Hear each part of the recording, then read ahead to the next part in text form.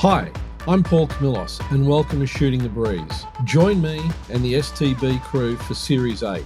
Just hit that subscribe button and if you enjoy the pod, share it and give it a like.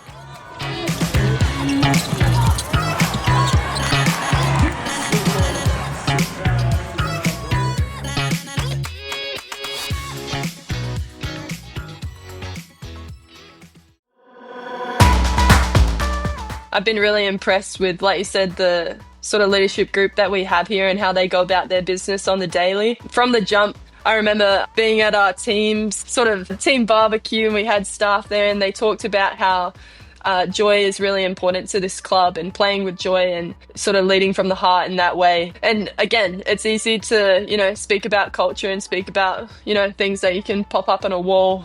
But I think they really live that out.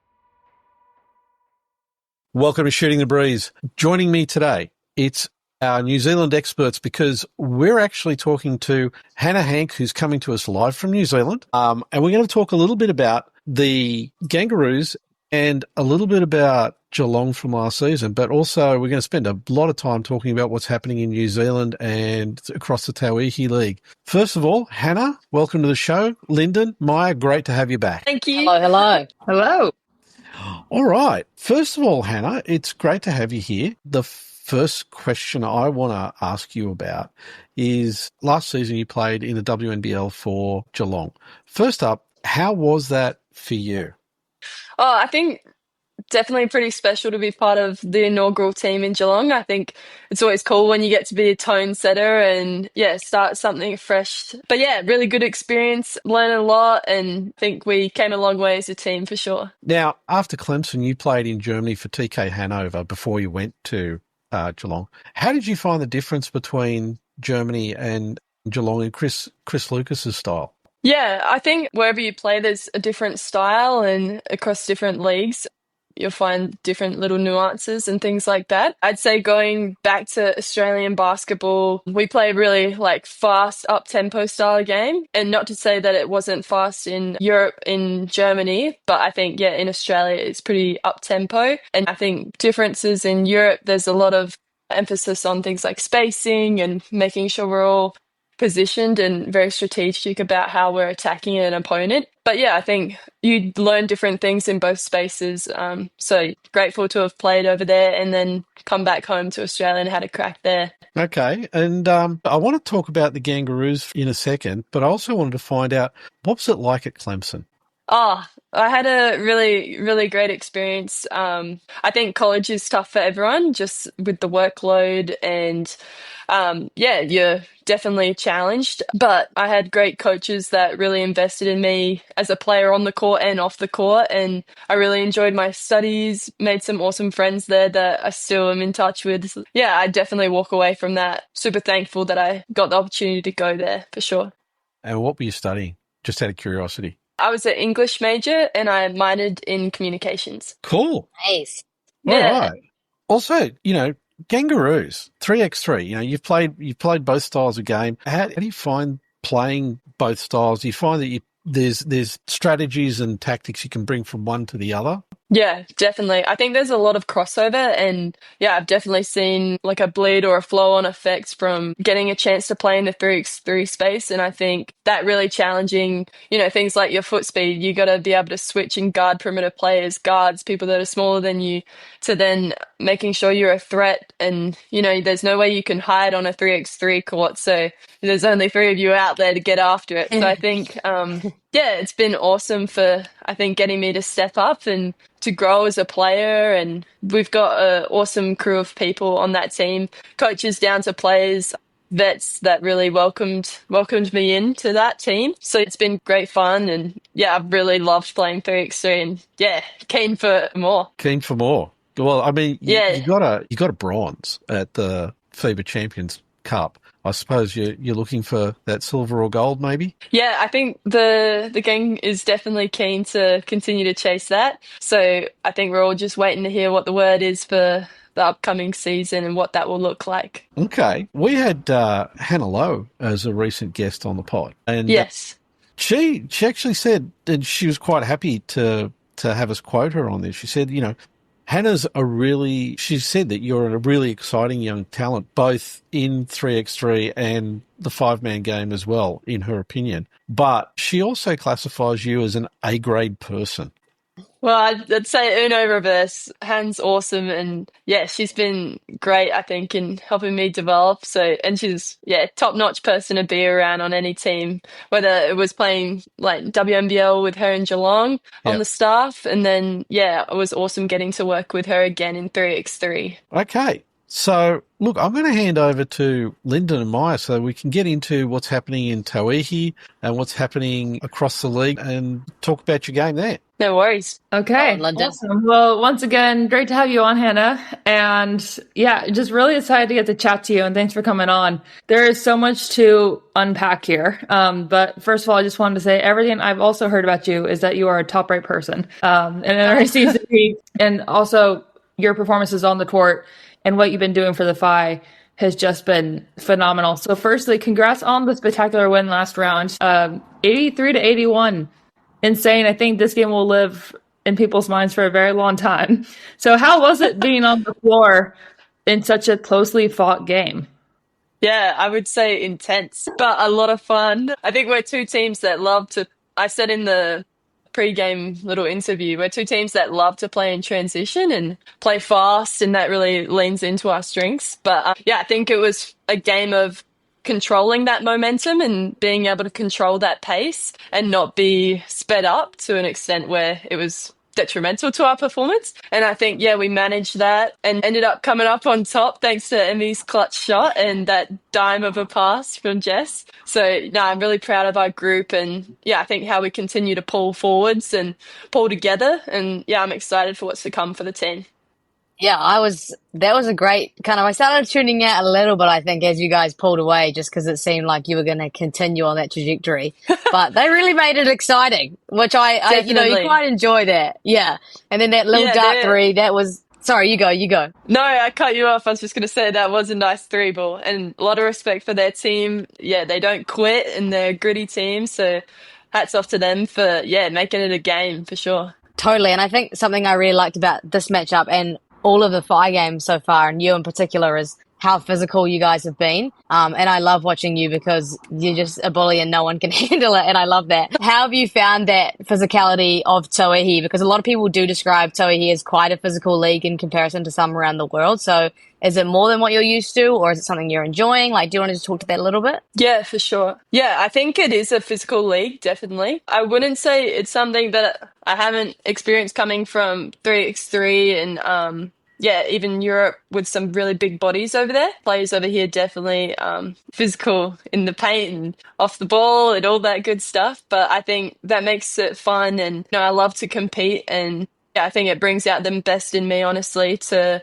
go up against really tough opponents and be challenged. So I think that just makes you work hard. And I also think it's been a space of growth in my game that I've been really intentional about this season, of just being also able to slow myself down, whether that's coming to 2 feet and, playing with a bit more finesse, playing out of a pivot, or finding the open player on the perimeter, and just being able to slow the game down and make those reads, make those decisions in the moment. So I think, it's good fun, and I think it makes you step up to make the right reads versus just going all the way through the contact, which maybe I would have done earlier in my career.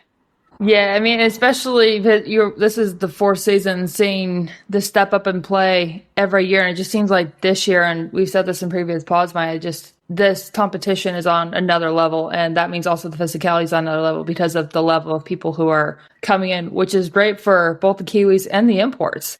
And it's really promising to see. And honestly, we were talking in the last pod that you never know who's gonna pull away and who's going to end up winning these games. And honestly, walking in, there's some of them where it's like, we literally don't know who's going to win.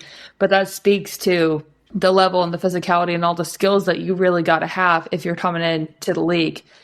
Now, you mentioned something earlier. You wanted to, strengthen some of these skills that you just mentioned. And the Phi are known for having a system. And even though this is the first year under a new head coach, it seems like they kept that same kind of brand of basketball. So what about the Phi system allowed you to thrive so much this year?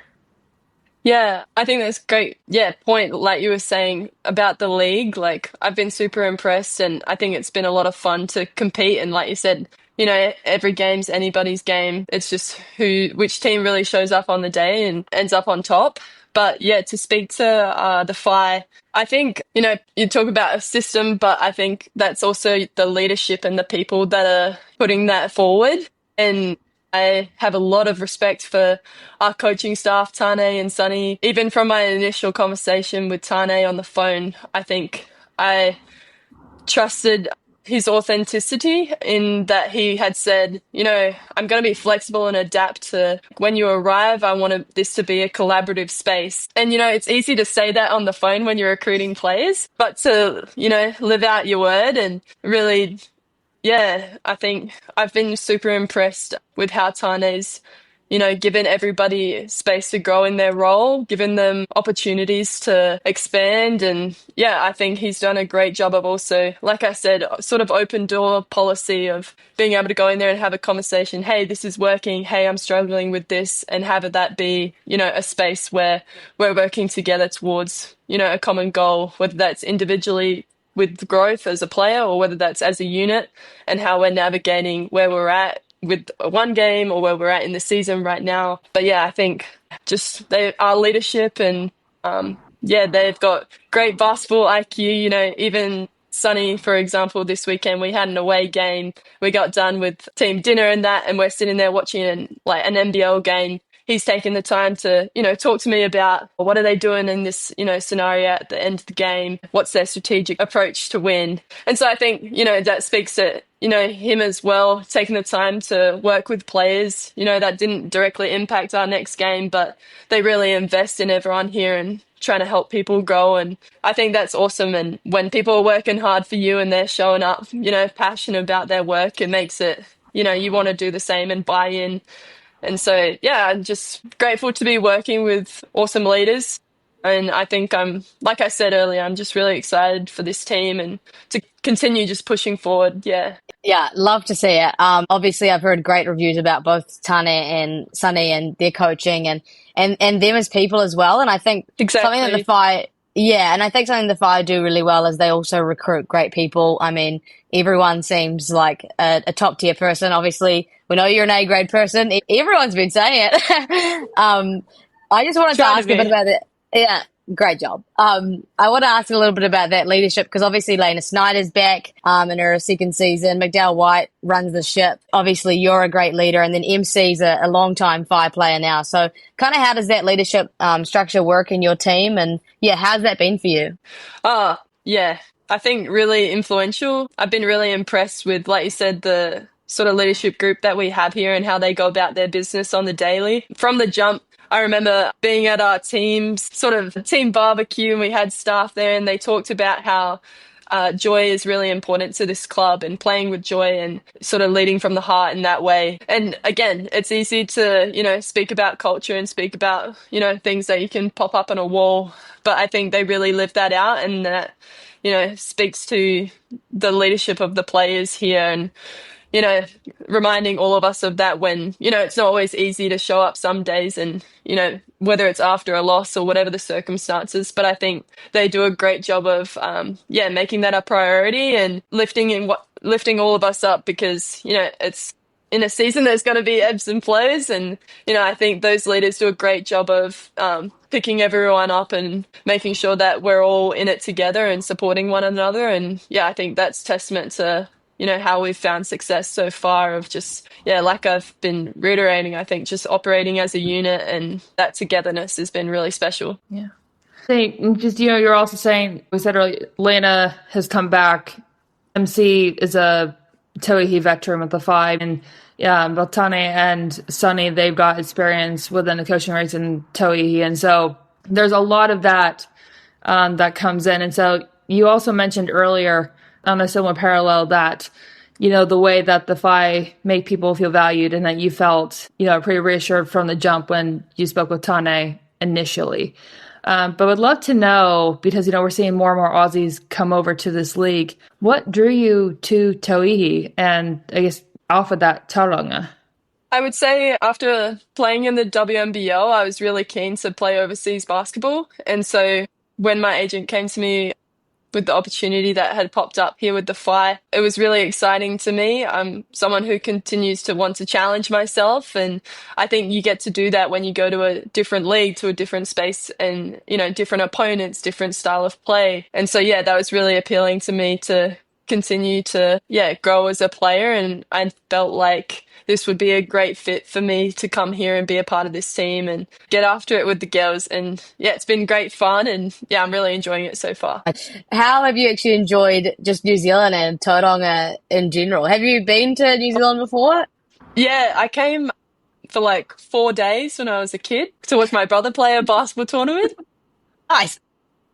But yeah, can't remember much of it other than probably a basketball court here and there. So yeah, this was really my first taste of New Zealand, and I have to say it is absolutely unreal. It is awesome. I just actually stayed a night down there, went down to Milford Sound. Oh my gosh, like out of this world. I was like, this is crazy. Even here, you go an hour down the road, there's a beautiful waterfall, or like there's just something to see on every corner, I think, and it's absolutely beautiful country and great people that are super welcoming. Yeah, honestly, can't say enough good stuff about New Zealand. That's great to hear from an Aussie. We love that.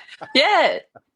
No, it's so beautiful. No, it's unreal. And yeah, I'm definitely still on the high of seeing, the scenes from this weekend. I was like, wow. Yeah, it's amazing, eh? Definitely. I just want to ask something, because I'm sure there's going to be a lot of listeners who don't know the area that you're playing in. So Yes. Can you just give us a little bit of a rundown of the town and the region and what it's like, and just so people can understand, you've gone from Geelong to... Mm-hmm. Yeah. How do I just... Oh, I feel like everyone should come and check it out. They've got a beautiful beach. They've got a massive mount right there. Incredible. You can... Yeah, I think it's very... I'm trying to, describe the place for you guys, but I think once you immerse yourself in it, you can really get a feel for the cruisy lifestyle. Everyone's sort of gone about their day, but I think really present in the place that they are. And I think it's easy to do that when, you've got the beach right on your doorstep. You've got, the mount that you can go and have a climb up, and you feel like you're on the top of the world up there. So yeah, I think, different scenery from back in Geelong. Not that Geelong isn't a beautiful place to live. Is it like comparatively size-wise, is it bigger than Geelong, smaller than Geelong, about the same size? I would say maybe Geelong's a bit more condensed in the city, but you still have the water there and great like lifestyle there. But yeah, over here it's I would say more... I've heard it described as the mini Gold Coast. I'm not sure if that's synonymous with like Kiwi locals, but that's how I was told. But yeah, I'd say it's a more cruisy version of the Gold Coast with a more relaxed lifestyle. Maybe next tourism advocate, me. It's awesome. Come check it out. Nailed it. Say no more. It is a wonderful place, though, and I feel like it's definitely one of those that if you have, I'll say this too because I'm not from New Zealand, but having gone there multiple times when I lived there, it's just a good vibe. And like you said, Hannah, it's quite cruisy, but they're all just very convenient. I have yet to have really a poor experience anywhere in New Zealand with people because everyone's just so lovely and nice. Yeah, and it just seems like the brand of basketball and the brand that the Whai want to build of you want to have joy when you play, you want to have joy, just kind of in life. That's the perfect epicenter for that. Definitely. I think I've spoken a lot to the location and trying to describe it, but yeah, I think that factor of people is what makes this place, I think I've spoken to how welcoming and this club has been, and I think that's synonymous with the location for me of just being a space where people welcome you in and want you to invite you to learn about their culture and learn about the place, learn about what makes it special here. And I'm grateful that I landed here and got to experience it with this crew, because we really do have an awesome team. And Mount Maunganui, being able to get up and train and go to the mount, even if it's just around the beach, I mean, that's a pretty sick way to wind down or start your day. And also, you do feel like you're on top of the world when you get up there. Definitely. So you've landed here. You've landed in New Zealand, but and Paul mentioned this before, but starting in, you played in Germany. You all played at Clemson. So just going back, what was that decision to go to Clemson? Because that decision to play college basketball is not easy. How did you kind of come upon that, this is something that I want to do, and, why there? Yeah. I think coming to making the decision to wanting to go over there, I was 14 when I knew I wanted to go over to play college ball, and I wanted to play pro ball overseas and play for Oz. So I think I was pretty determined from a young age. And I was really working towards those goals. And then I think Clemson was a great fit for me from the basketball perspective, but just wanting to be challenged. I knew I wanted to play in the ACC. It's one of the best conferences, athletic, fast basketball, but great competition. So I knew that if I went there, I was going to be pushed and I was going to be challenged. And I knew that meant that I was going to get better. And so, yeah, that was a place I wanted to put myself in. And yeah, Clemson, awesome school. I think it resonated with me as well because I was from a country coastal town, and when I went on my visit to Clemson, they've got the lake there and sort of reminded me a little bit of home. And again, great people there that really welcomed me and made it feel like home. So yeah, it was just I think it was something I knew I was working towards for a long time. And when I went to Clemson and I met the team, I met the staff, I knew that that was the place for me to be at. And yeah, it was a ride those 4 years, but I would never not go back and do it again. Yeah, it was awesome. It was tough, but it was awesome. It's so cool. And it's so cool to see you just stick out a 4-year collegiate career. I think transfer portal is definitely becoming more and more popular, but it's great to see that you just had a 4-year career and that you just enjoyed it. Yeah, definitely. Got some awesome connections with teammates and still my coaches from Clemson. So I think they definitely have instilled a lot of things in me that have stuck with me. And yeah, I still, lean into whether it's things like AB, my head coach, she would talk about gratitude. We would start our practices with that, or our team sessions every day, and you jot down your gratitude. And I think lead with that sort of joy into how you went about your craft. And yeah, I think there's some parallels to now with the Fire, with how they go about their work that I think, yeah, it's really cool for me to sort of tap back into. Yeah, nice. That's really cool to hear. Looking back on when you started at Clemson to where you are now, you've been through a lot, WNBL, NBL1, Gangurrus, and now you're in Germany and now you're in New Zealand. What would you say are some of the biggest growth areas that you've kind of, I guess, as a player and as a person as well? Yeah, great question. Oh, thanks. Sorry for the curveball. No. I think it's a good one.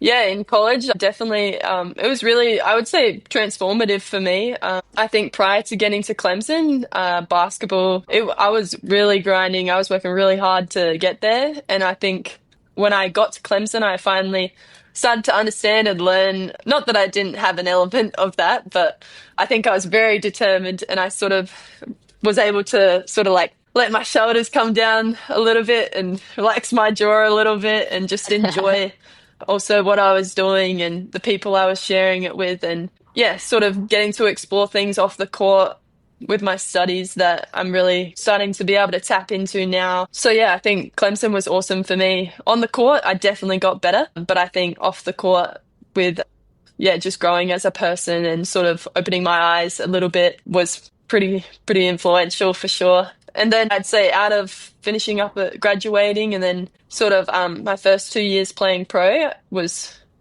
full on. And like you said, sort of jumped around a little bit around checking out different locations. So that was a lot of fun. But also I think that first year overseas in Europe was really tough. And yeah, it definitely pushed me. I saw the prompt that you'd put for asking about Europe and what that experience was like. And I think I've shied away a lot from talking about what it was really like. But I would want to be honest and just say, yeah, it was pretty hectic. But I think having that experience that first year and really being challenged and struggling was really helpful for me in the end, even though in the moment it doesn't feel helpful. It's like, why is this happening?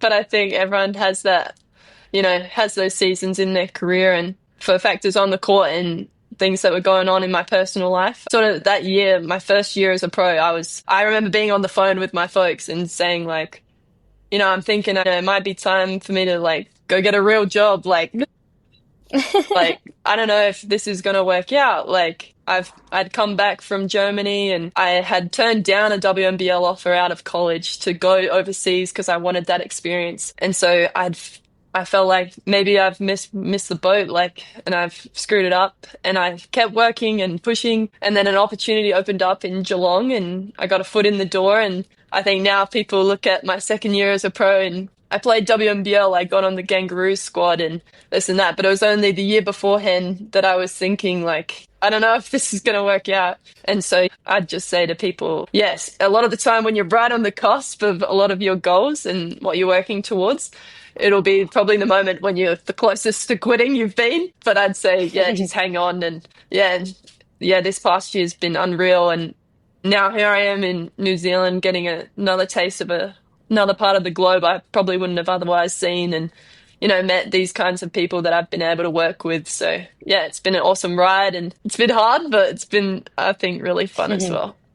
How many of the lessons that you learnt from Europe and from college that you were able to take into Geelong? I mean, it was a brand new team. Everything had to be built from scratch. So how much of that were you able to contribute to the team and the growth of the team across that first season?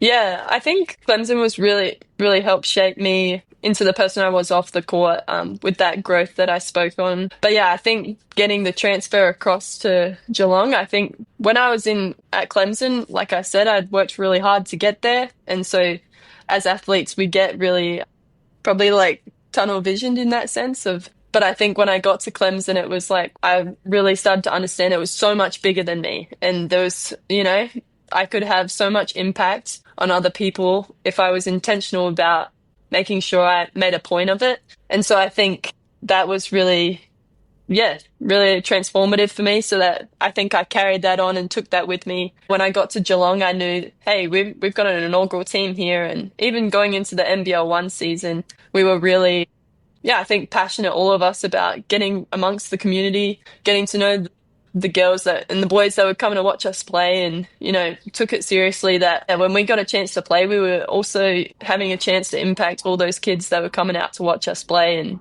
so I think it's pretty special, what we get to do as athletes. So I think I did have a bit of carryover there. And, that first season, I'm kind of curious from the inside, what's it like being a player at a team that has just been stood up and is building a legacy? I mean, you're part of the inaugural legacy of Geelong. So, how does that feel? Yeah, I think when you put it like that, you're like, oh yeah, that's pretty epic. I'm thankful that, Chris Lucas gave me, another go. He said, yeah, come and have another crack with us. So after I initially said, no, I'm going to go to Germany. I first came out of college. So yeah, I think I'm really thankful that I got to be part of that. And for the crew that we had, I think we had good fun. And yeah, like I said, got to know the people that were coming out and watching us play. And I think it's that community, it's those ties that now, when I've left that environment, and you still keep in touch with those people, I think that's the stuff right there. Okay. And I just also wanted to touch on she hoops. You've broadened your experience through she hoops. So can you fill us in more about what you've done with she hoops, what you've been involved with, and also let people know about your creative artwork? Yeah, for sure. Yeah, She Hoops does some awesome work in Australia. They provide programs and resources, camps that really, I think, empower young girls, whether it's at the grassroots level to the elite, in using, I think, basketball as an avenue to impact their lives. And yeah, I've been super lucky to have been brought on board, and I get to work with them. I've worked a couple camps. I'm also enrolled currently in one of their leadership programs, so I can speak to how great the resources that they have to tap into, the connections that they have. I've listened to Ezzy Magmador, like we've had some awesome speakers come on and that's been awesome to learn from them. And yeah, I think on the creative side of things, it's been super fun to, I think, be able to do some of the stuff that I learned in college and put it into a professional setting and see that work play out into avenues that I'm really passionate about. I got to have some artwork at the WNBL opener in Melbourne, and it was a sort of an activation space where people could collaborate and, you know, jot down who inspires them, and like seeing videos of like young girls writing down their favorite player and or like maybe it was their mom. It didn't matter, but I think just creating those spaces and creating something that people can collaborate on in that sense is really, really cool. And so, yeah, I think I love being involved, and I hope that I can continue to, whether it's a physical space or digitally trying to promote the work that they're doing. I'm super thankful that I get to work for She Hoops, and yeah, can't say enough good stuff about them. Yeah. Hopefully we should start doing like a New Zealand collab. That's music to my ears. I'll talk to the big bosses. Yeah, nice. Nice. So there are many sides to you, Hannah, as we've, you kind of mentioned, I mean, you're a creative, you're a traveler, you are, you're an athlete, but you're also resilient. And there are all of these things that have, built up who you are. And so I wanted to ask, so when I was just getting to know you, researching you online, I saw on your website called You Are Now Hannah Hank Incorporated. I think see if the college coach had mentioned that or something, but it was on your portfolio. And I thought it was so cool the way that was worded, because really, reflected you are like the person itself, you are a brand. And so I'm just wondering now, how would you define Hannah Hank Incorporated, having the experiences that you have, and how has that evolved for you as you, began your pro career and then, being in New Zealand now? Yeah, great question again. You guys are killing it. That's a great question. I think in college, I was sitting across from my head coach, Amanda Butler, and yeah, she said that to me. She was like, "You're Hannah Hank Incorporated now," and I was like, "Righto." And yeah, that sort of, we got into it and we were discussing it, and she was saying how yes, there's you as an athlete, but there is so much more to you, and what you can bring to the table, the person that you are, the the other things that you're good at, like, and that you can impact other people with. And so I think that's definitely evolved for me. Like I said, that first year out of college, my first pro year, I think maybe that got pushed to the back burner and I was sort of in the trenches there for a minute. But I think coming out the other side, and yeah, I think it's been really cool to be able to now see, things like She Hoops, where there was a little while where I wasn't doing too much of that work, and then to now be able to work in those spaces and connect with people like Tess Madgen and Lauren Jackson wrote back on one of my artworks, and I was like fangirling. I was like, no way, Lauren Jackson just like commented on it. And so yeah, I think it's been really cool to I think have that understanding of how it's so much bigger than basketball, and then to now be in a place where I get to live that out on the daily, and yeah, try and have an impact and influence others to go about it, see where basketball can take them. I'm trying to articulate it right now, but you put me on the spot. But hopefully I've done Hannah Hank Incorporated some justice there. But yeah, I think it's been good fun, and hopefully I can continue to try and inspire others to, whether it's basketball that they're into or whatever their goal is, to get after it, to go for it, and to see what opportunities and what doors it opens up for you, because it's a pretty unreal ride once you get going. Yeah, that's incredible. And I like how you talked about, there's a lot of different paths that you can take within basketball that don't actually just involve playing. Obviously, you do both excellently, which is a little bit unfair how many gifts you have.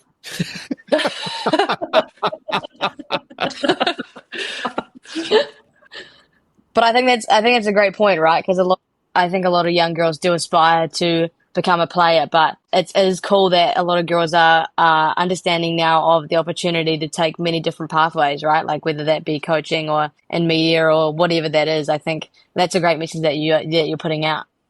Oh, cheers!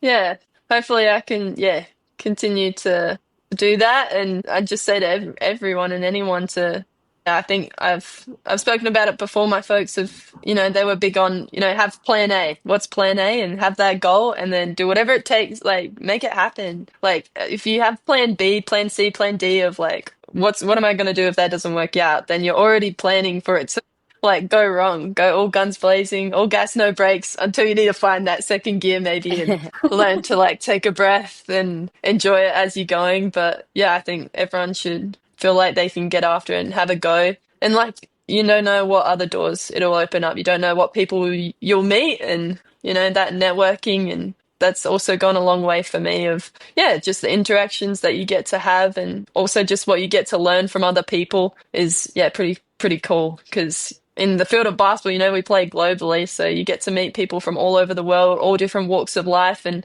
I had this conversation with my teammate the other day. Isn't it crazy?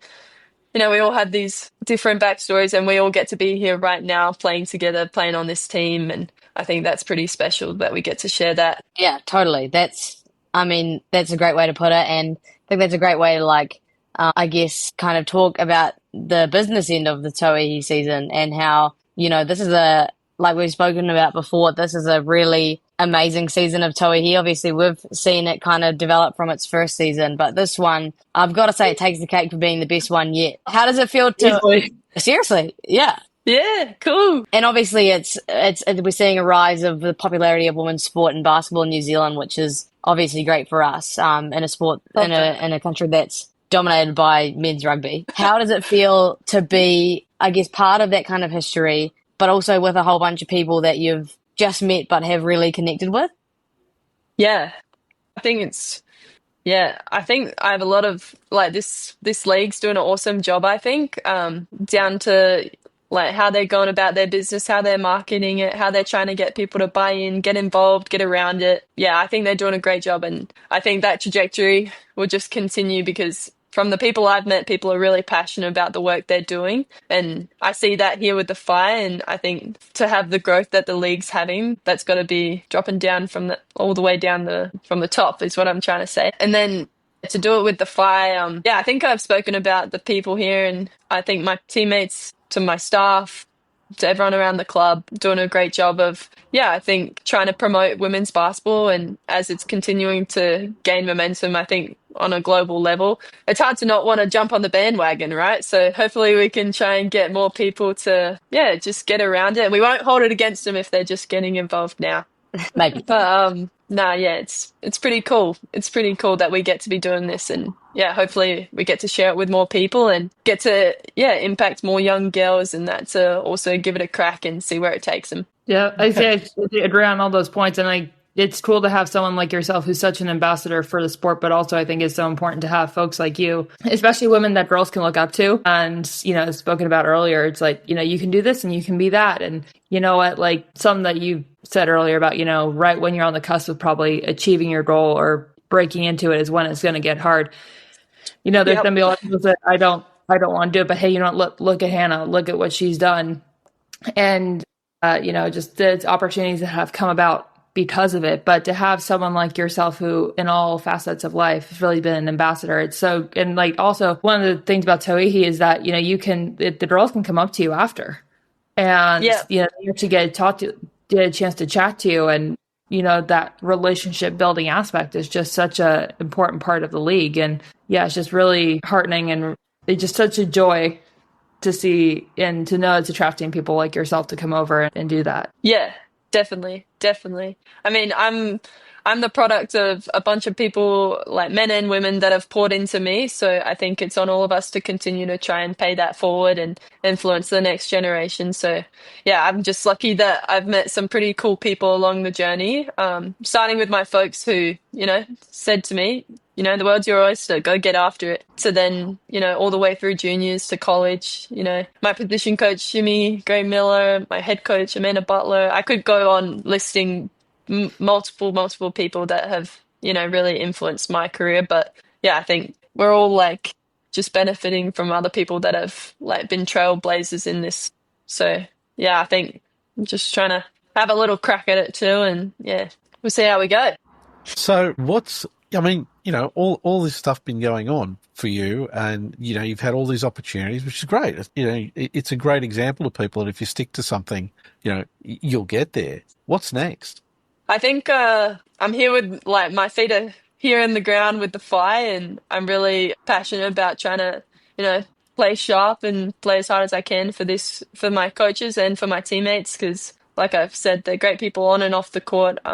So I think that's first and foremost for me right now. And then next up, I'll be heading over to Europe again, to Poland. I'm going to head there next. And just before Christmas, I'll be off. And then, with my She Hoop stuff, just continue to try and make cool graphics that, catches someone's eye. And maybe they sign up for something for She Hoops or share it and someone else sees it and, they get involved. But we'll see how all that goes into the new year. Got some exciting things coming up in that space too. But I think, like I said, right now I'm just focused on being where my feet are and really enjoying the ride here with the Whai. And I think a lot of room still to grow as a unit and to keep pushing and keep coming together. And I think we're continuing to evolve, and that's something that, Tane has really instilled in the team from the jump.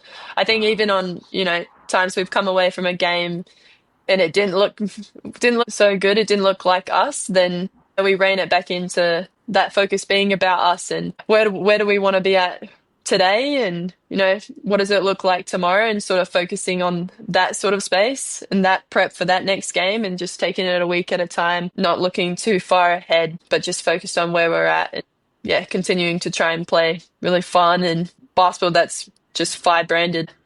Just before we wrap up, I just want to go back to something that you said before. Yeah. So you said that Lauren Jackson wrote something on one of your pieces of artwork. So what have you done with it? What have I done with? Yeah, that particular piece of artwork.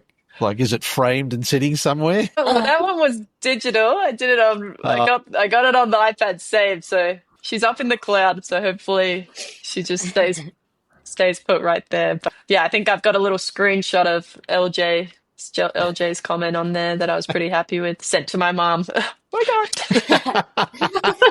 god. But it's definitely stored. Surely you're going to print it out, frame it, and put it up on the wall somewhere. You're right. When I have a set spot, I will do that.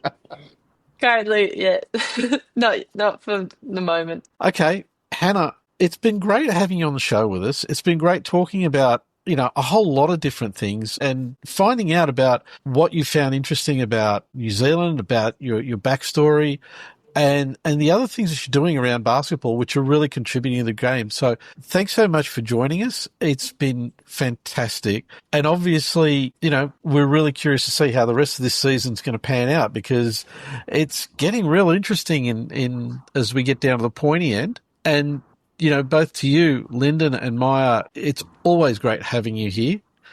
Having you guys helping get the story out about what's happening in New Zealand, because there's a lot of really good stuff happening there. Yeah. Great place.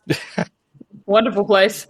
Yeah. No, thank you so much, Hannah, for coming on. We really appreciate it. And it's been, really good to kind of hear about you and your career, but just who you are as a person as well. You're like everyone's been saying, a top A grade person. Absolutely. I'll say it again. It's been a pleasure. It's been an absolute pleasure. Yeah, it has been. Cheers, guys. Thank you so much. Really, really thankful. Thanks for having me on board for the day.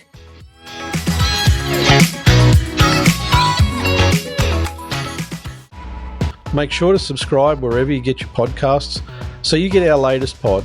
And we really appreciate if we could get a like and a review so we can extend the reach to more listeners. And don't forget, follow us on Instagram, Twitter and LinkedIn.